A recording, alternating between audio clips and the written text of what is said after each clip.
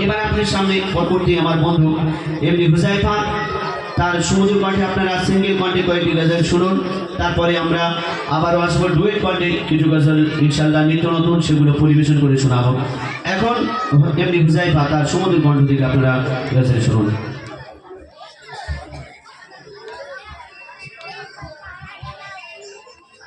শুনলেন ইতিপূর্বে আপনাদের সঙ্গে আমার বন্ধু আবুল কালাম তার দুটো একটি সিঙ্গেল কণ্ঠে পরিবেশন করে শোনালেন। এবার আপনাদের সঙ্গে আমি দুটো একটি সিঙ্গেল ঘটনামূলক গজল পরিবেশন করে শোনাবো দুটো একটি। তারপরে ইনশাল্লাহ আপনাদের সম্মুখে আমার কমিটির এক ভাই ফরমাইশ করলে, ইয়া নবী মোহাম্মদ ইয়া রসুল মোহাম্মদ তুমি মোর সাফায়াত তুমি মোর সাফায়াত।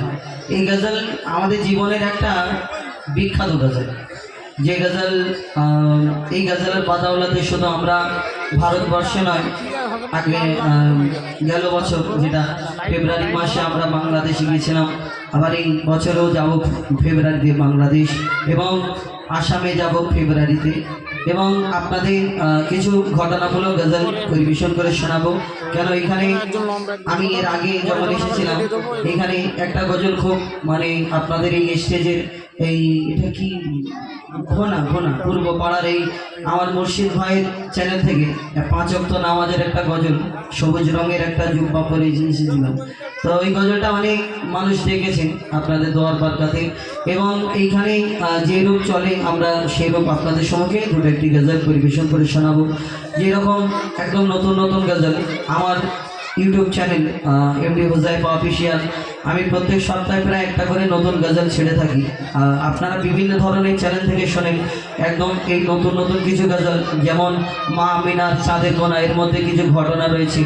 এবং ওই আমরা দেখবেন মহিলারা দেখবেন অনেক সময় কি হয়, আমরা মুসলমান ঘরে জন্ম নিয়েছি, কিছু কিছু জিনিস আমরা অনেকজনা মানে কেয়ার করি না। যেরকম এই দুনিয়াতে আগে আমার মা বোনেরা কত পর্দাশীল, মানে এত পর্দা করতে, যদি কোনো ছেলে পুরুষ বেটা ছেলে যদি রাস্তার এক ধার থেকে হেঁটে পার হতো, এখন তিনি কি করতেন, অন্য সাইডে চলে যেতেন। এখন কি হয়, যে পুরুষ বেটা ছেলে তাকে সাইড হতে হয়, মানে ভয়েতে। এমন একটা পরিস্থিতি এসে গেছে। তো এই আমরা দেখবেন আজান হলে আজান হচ্ছে তা আমার ভাবের কি, আমরা এরকম মনে করি, তো আমরা মাথায় কাপড় দিতে হয়, যে এইগুলো আমাদের সবসময় পর্দা করতে হয়। এই ঘটনা কিছু তুলে ধরবো আপনাদের সম্মুখে। এবং আরেকটি নতুন গজল আমার আপনারা শুনবেন, বিনা দানার খেজুর। আমরা ওয়ার্ল্ড ওয়েস্ট বেঙ্গল আপনি ঘুরলে দেখতে পাবেন না যে একটা কোনো গাছে, আমাদের এইখানে পশ্চিমবাংলায় যে কোনো গাছ আছে খেজুর গাছ, কিন্তু খেজুর হয় এই খেজুর গাছের মধ্যে খেজুর, সেই খেজুরের মধ্যে দানা নেই, এরকম দেখা যায় না, দেখা যায় না। কিন্তু ওই পুরো ভারতবর্ষে খুঁজলেও পাবে না, কিন্তু আরব দেশেতে খেজুর গাছ আছে বিনা দানার খেজুর, নাকি হুজুর কি বিনা দানার খেজুর। কিন্তু এই বিনা দানার খেজুর হলো কোথা থেকে? হাজি সাহেবরা আনে দেখবেন ওই লম্বা লম্বা খেজুর, গোল খেজুর, চ্যাপ্টা খেজুর, ছোট ছোট খেজুর, কিন্তু এর মধ্যে বিনা দানার একটা খেজুর হয়। এই বিনা দানার খেজুরটা হলো কোথা থেকে, এই ঘটনা। এবং আমরা শেষ নবী উম্মাতে মোহাম্মদ, এই দুনিয়াতে আমার নবীর উম্মাতরা শ্রেষ্ঠ, অন্যান্য নবীরা উম্মাত হতে চাইছিলেন, আর ঈসা নবীর আল্লাহ দোয়া কবুল করেছিলেন। কিন্তু ঈসা নবীর দোয়া যেদিন কবুল করেছিলেন, এই ঈসা নবীর দোয়া কবুল কেন করেছিলেন? এই ঘটনাটা কি, একটা পাথরের ভিতরে 400 বছর একটা বৃদ্ধা ইবাদত করেছিল, যখন বেরিয়ে অনেক কথা বলেছিল ঈসা নবীকে আল্লাহর দরবারে, সেদিন আল্লাহর দরবারে ঈসা নবী বললেন আমি শেষ নবীর উম্মত হতে চাই, আল্লাহ দোয়া কবুল করেছিল। কি ঘটনা ইনশাআল্লাহ পরপর আপনাদের সম্মুখে তুলে ধরবো। তো ছোট্ট একটি সর্বপ্রথম হামদে বাড়ি তারা কবি ছন্দের মাধ্যমে আরো কে লিখছে দেখুন। সাত আসমান আর জমিনের মালিক আল্লাহ আল্লাহ আল্লাহ আল্লাহ, সাত আসমান আর জমিনের মালিক আল্লাহ আল্লাহ আল্লাহ আল্লাহ, সাত আসমান আর জমিনের মালিক আল্লাহ আল্লাহ, সূর্যের ওই কিরণের মালিক আল্লাহ আল্লাহ, সূর্যের ওই কিরণের মালিক আল্লাহ আল্লাহ, আকাশ ভরা ওই তারার মালিক আল্লাহ আল্লাহ,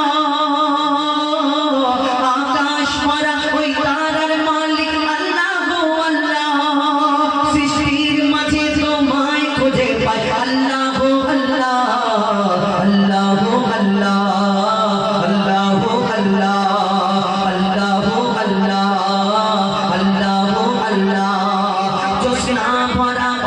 বারিশের মালিক আল্লাহ আল্লাহ, জোয়ার ভাটার ওই খেলার মালিক আল্লাহ আল্লাহ, হাজার তনুদের মালিক আল্লাহ আল্লাহ। বাচ্চারা তো অনেক বলে, এই গজলটা আমার সঙ্গে একটু আল্লাহ বলা যাবে? হ্যাঁ একটু।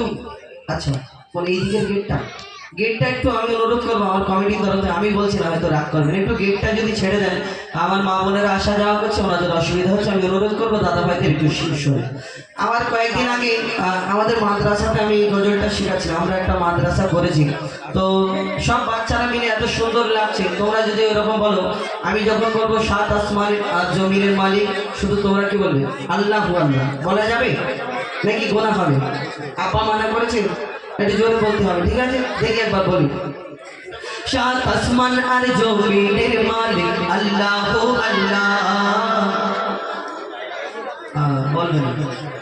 আচ্ছা ঠিক আছে, আমি কমিটির ভাই দুটো বসে আছি, আর আমাদের ভোলা আর মুর্শিদ ভাই একটু দেখবে, যে সব থেকে জোরে বলবে তাকে আমি পুরস্কার দেবো, ঠিক আছে? সব থেকে টাকা পয়সা দেবো, ঠিক আছে? একটু জোরে বলতে হবে, দেখি যে সব থেকে জোরে বলবে তাকে কিন্তু দেবো। সাত আসমান আর জমিনের মালিক আল্লাহ আল্লাহ, যে বলেছি দেবো এরকম হবে, ফিরি ফিরি হবে না, জোরে জোরে বলে। সাত আসমান আর জমিনের মালিক আল্লাহ আল্লাহ আল্লাহ আল্লাহ আল্লাহ আল্লাহ আল্লাহ, সাত আসমান আর জমিনের মালিক আল্লাহ আল্লাহ, সূর্যের ওই কিরণের মালিক আল্লাহ আল্লাহ, আকাশ ভরা ওই তারার মালিক আল্লাহ আল্লাহ, আকাশ ভরা ওই তারার মালিক আল্লাহ আল্লাহ, সৃষ্টির মাঝে তোমায় খুঁজে পাই আল্লাহ আল্লাহ আল্লাহ আল্লাহ আল্লাহ আল্লাহ আল্লাহ আল্লাহ আল্লাহ, অপরূপ ওই প্রকৃতির মালিক আল্লাহ আল্লাহ, সুবিশাল ওই অরণ্যের মালিক আল্লাহ আল্লাহ, শুকনো ওই মরুভূমির মালিক আল্লাহ আল্লাহ, শুকনো ওই মরুভূমির মালিক আল্লাহ আল্লাহ, সৃষ্টির মাঝে তোমায় খুঁজে পাই আল্লাহ আল্লাহ আল্লাহ আল্লাহ আল্লাহ আল্লাহ, ঝর্ণা ঝরে সুরে সুরে গায় আল্লাহ